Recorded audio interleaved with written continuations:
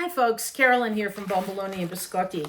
I am doing a video today on deboning meat. The title of this video is Don't Buy Boneless Meat, and I'm telling you why. I have here 2 bone-in chicken thighs that I'm going to debone, and I have a pork picnic roast here that I'm going to debone and show you how easy it is to do. These bone-in chicken thighs were $1.99 a pound. I bought or saw, and actually I did buy them, some boneless because I was in a hurry and I didn't have any more in my freezer, and if I did, they weren't defrosted. And they were $4.29 a pound. Boneless. Okay, you don't need that. For $1.99, you have bone in and skin on. Okay, you're paying maybe for, 2 ounces extra of material, meaning the skin and the bone, and I'm going to show you how easy it is to remove the bones. And then I'm going to show you afterwards, maybe even in another video, maybe not, on how to package them and freeze them if you want. This is what the thighs look like. I'm doing chicken thighs and I'm going to do the pork roast. This is what the chicken thigh looks like. Bone in, skin on. So when you flatten it out on the back, it's almost done for you. Now I've got 2 knives here just to show you. This is a boning knife. It's got a much more flexible blade. And this is my chef's knife, not flexible at all. You want the slightly flex in the blade because it's easier to work around the bone. So all you do is you take your knife, you see where the bone is, and you run along the edge of that bone and you cut down. And then you cut around the bone this way. Just kind of work your way around, all the way around this bone, so that you're leaving the meat and removing that bone. Because if you want a boneless piece of meat, you don't want the bone. That's what we're doing this whole exercise for. So we're going to come in, we're going to cut down, going to just scrape along that bone, and nothing is going to go to waste because I'm going to save these bones and I'm going to put them in my stock, in chicken stock. So you're paying for it, but you're going to use it. The only thing that might go to waste would be the skin. And even that sometimes I save, and then I collect it in the freezer, and then I render that and make chicken fat. And there's nothing more delicious, I don't think, than potatoes cooked in chicken fat. So you'll find a use for everything if you just think about it. You can clearly save yourself a bunch of money. And okay, here's the bone. Got that guy out. Putting that on the side. There's a little bit of cartilage here, which I'm going to remove. And then you are left with a beautiful fillet, basically, of a chicken thigh. Now this one has the skin on because I decided not to take it off first. Now I will take it off and I will show you. It lifts up pretty easily. Where it doesn't lift up, you can slide your knife under just with the tip of the knife, and you're basically just separating it. You're scraping. You could basically just pull all this off anyway, but this makes it easier. You just go through and you cut it off, and you don't get any meat. You leave the meat, and then you just pull all that skin off, and there you have it. So this was $1.99 a pound. I had 2, they weren't even a pound, versus $4.59 a pound if I were to buy them already done. Skin is gone, bone is gone. You're left with a beautiful fillet of chicken. Okay, next I'm going to do the pork roast for you and show you. That one takes a little bit longer, but we will get it done in this video. Hi, in this part of the video, I am taking a pork picnic roast. This is half of a pork picnic roast. And this is like, looks like the upper leg before you get down. Might be the shank piece, I'm not quite sure. but it's a nice piece of pork. And I wanted this skin on. What I'm going to make with this, once I remove the bone, is what we call porchetta, which is an Italian roasted pork dish that is just magnificent. It's deboned, it's flattened, it's rolled. Sometimes people put stuffing in it. You roll it up, you tie it, you score the skin so you get beautiful, crispy crackling, and you get a very juicy, juicy roast. So what I am going to do is I'm going to turn this guy. So this side has all of the skin, this side does not. It's got some exposed area. So this is going to be easier for me to start to make my cut. Here is the bone. And what we're going to do is the same thing like we did with the chicken thigh. I'm going to follow that bone. I'm going to cut down till I hit the bone. There we go. And I'm just going to scrape along that bone. Whatever shape this takes, it takes. Doesn't matter to me. Oh, here we go. Oh my goodness, this is a very interesting cut. Okay, here we go. And I'm feeling with my finger, if you can see, and I'm just taking the tip of that knife and I am going in there to remove as much of the meat as I can while I am feeling. Now this bone is on an angle because it comes out over here and I'm over here. So we're going to follow that. I just have to make sure I get, well, this is it's a very big bone. Actually, yeah. So we're just going to cut. Doesn't matter because we're going to lay it out and butterfly it anyway. So here we go.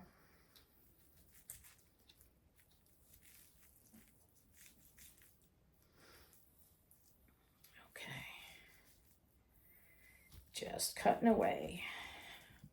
What I thought was going to be a straight bone is not, and that's not unusual. It just depends. Sometimes this might have part of the hip placket in it, and that's okay. We'll remove that. The skin is tough, as we would expect, so I may have to just work around that. Now here, I may just slide it down. I'm going to, oh no, I could cut through it. There we go. Okay, so again, we're scraping next to that bone. Try to get it all cut away.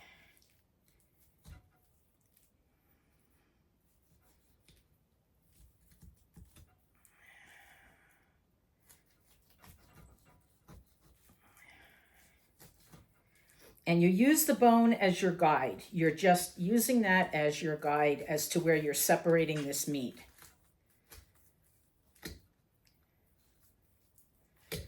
I am going to continue doing this, and then when I have it removed, I will come back. Well, it took me a bit, but I got the bone out. The bone had a very interesting shape. The bone was like this, so it was a lot different than it initially appears through the roast. You will confine that as you go. And I tell you, this is a job, an undertaking. So if you want to just stick with the chicken thighs, that's a great place to go. But if you're adventurous and you want to do what I want to do, which is to make this porchetta, you will do it.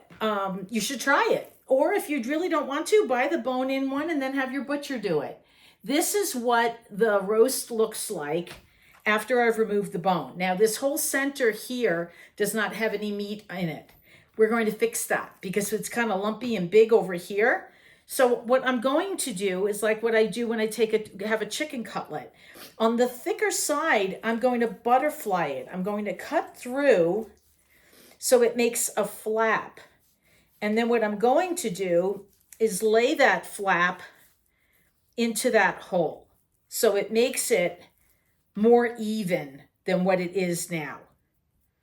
So I've done that. Now I'm going to clean this up a little as I go in. If I see some tendon or I see some other stuff in there I want out. So we did that one side. I've got all of this and I've got this. So I'm going to butterfly this side as well. You don't go all the way through. You cut through and you make a flap so that when you lay it out, it lays flat. And now this is filling in this hole. Now I'm going to do the same thing over here. And then I will take a shot of it from the top and you'll be able to see. But for right now, I'm just going to make my flap. Cut through, not all the way through, but cut down.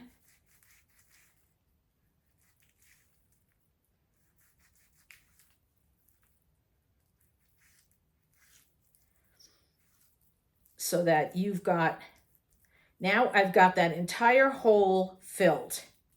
And what that's going to do is it's going to make it a lot easier for me to roll. And I'm going to take the camera and show you what this looks like. Okay, this is what the pork roast looks like after I've butterflied. But let me just lift up these pieces to show you what I'm covering. I'm covering this hole where the bone was, where there was no meat. There was nothing there. So when I butterflied everything, I was able to reach down and cover that hole, which will make the cooking process a lot more even. So what I will do is I will season this with herbs and salt and pepper and olive oil, and then I will roll it and tie it. And that will be another video. But for right now, I wanted you to see what it looks like after we've done this. We're all scrubbed up. When you handle raw meat, I don't think I have to tell you, but I'm going to tell you, constantly wash your hands. I washed my hands about 4 or 5 times during the course of all of this. Before I opened the packages, after I opened the packages, after I handled the meat, when I was cleaning up, you wash your hands constantly. You have to, because raw meat is not a good thing to spread around. All the germs, it can be deadly, literally.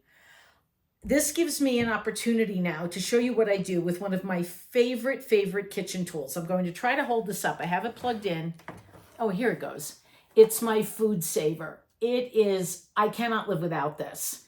When I grocery shop, I try to prep all of my meat and all of my groceries immediately so that everything is ready. I know what I'm going to be making for the week or out during the course of the month on my proteins usually. So I will prepare them, vacuum seal them, freeze them, and then be able to pull them out on certain days.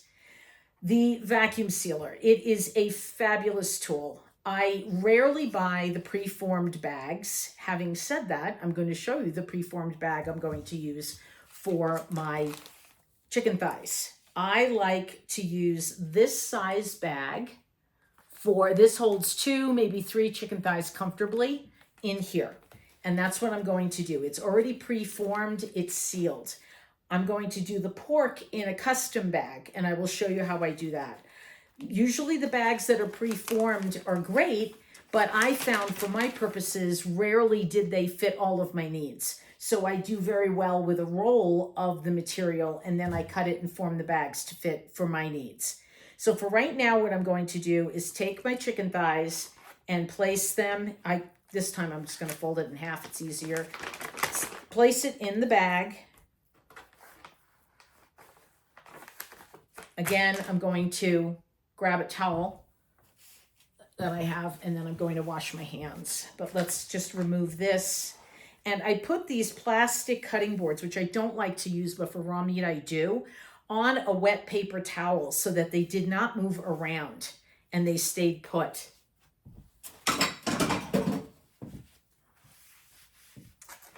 So now what you do is you leave yourself a pretty decent amount of headroom. I like to do 2 to 3 inches up on the top.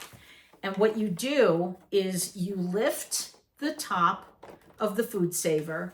And when you do that, you're going to be exposed to this. This is the healing and sealing rod or rim or whatever you want to call it. And what you do is you place the bag so that about this much of it fits over that ledge. And actually, I put the open part of the bag into this green well, because when you're suctioning out all of the air, sometimes, especially with ground meat, the juice will flow up and you want it to go into that tray. So here we go. I'm going to place this in, close it, and make sure that the bag itself is not wrinkled on the sealing bar. Then you set it so that it's ready to go. Lights will come up, and there's a mode button. I hit moist, and it's on vacuum. It already automatically goes there, and then vacuum.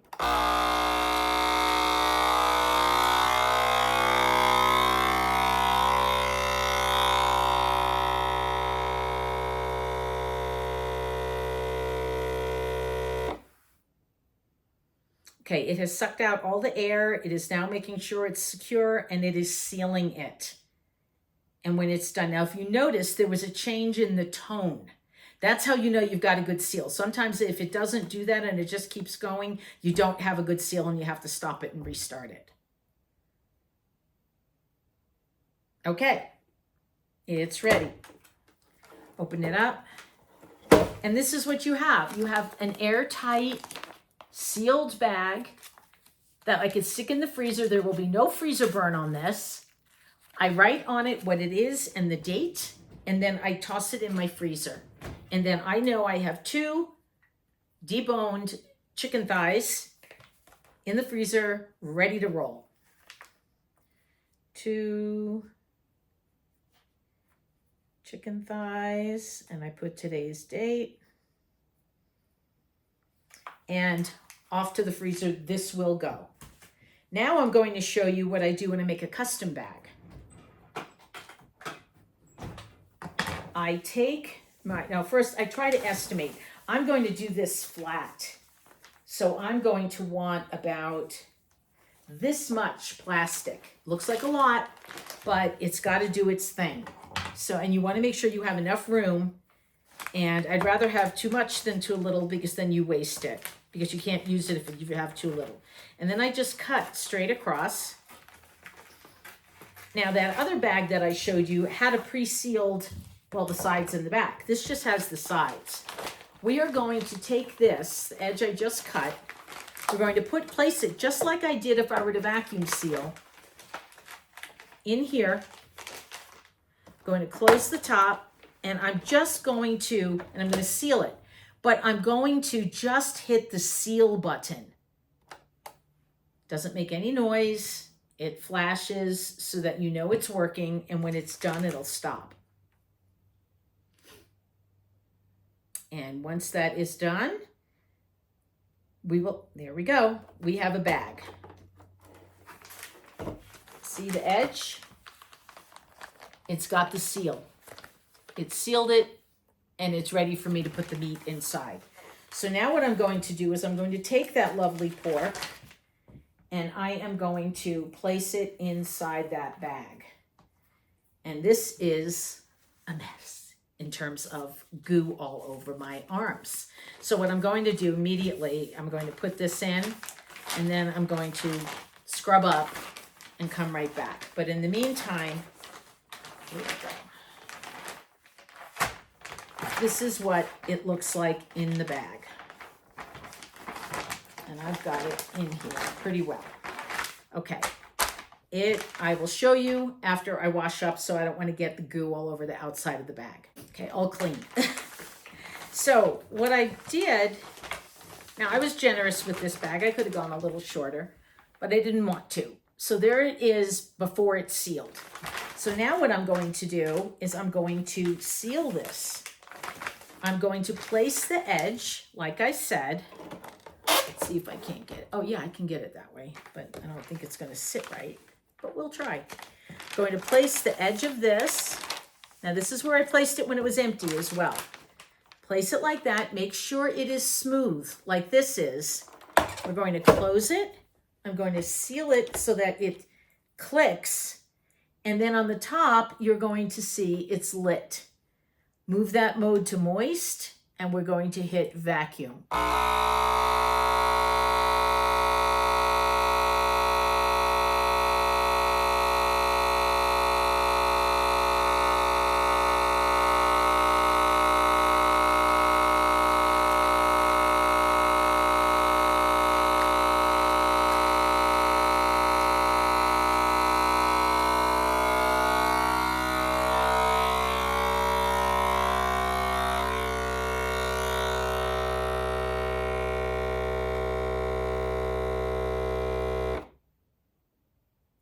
have it. It's now waiting to seal. And we have our beautiful deboned pork roast ready for porchetta, which I will do a video on the porchetta.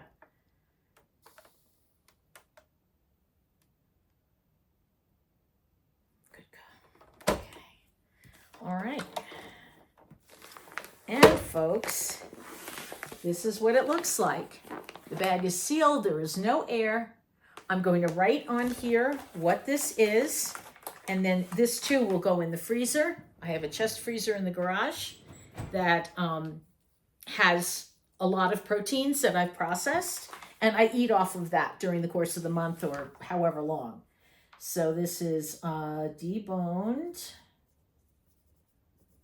pork for porchetta. And I'm going to put today's date. Alrighty, I use a Sharpie, so it works on this, and it stays. Well, I certainly hope that this video has inspired you to not always buy boneless meat. Start small, start with the chicken thighs. I think you'll be very pleasantly surprised how easy it is if you just make that initial scrape along the bone on all sides. You'll get it out, it'll pop right out, and there you'll have it. $4.59 for boneless a pound versus $1.99 for bone-in. I don't know. To me, it's worth it. So I certainly hope you learned something. Hope you enjoyed the content. If you did, please hit the like button. Please subscribe and follow me. I'll see you in the next one. Carolyn from Bombolone and Biscotti. Thank you.